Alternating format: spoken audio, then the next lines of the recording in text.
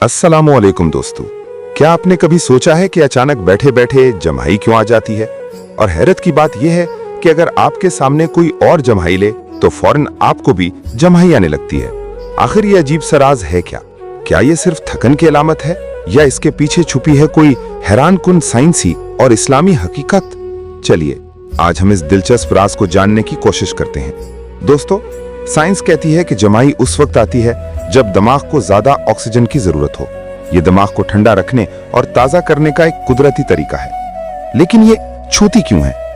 इसकी वजह यह है कि इंसान का दिमाग दूसरों के तासुरात को कॉपी करता है ताकि हम आहंगी पैदा हो।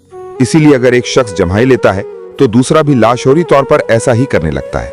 मगर इस्लाम ने इस बारे में एक और पहलू बताया है। सही बुखारी हदीस 3289 में नबी करीम सल्लल्लाहु अलैहि वसल्लम ने फरमाया, जम्हाई शैतान की तरफ से है, बस जब किसी को जम्हाई आए तो अपनी ताकत के मुताबिक उसे रोकने की कोशिश करे।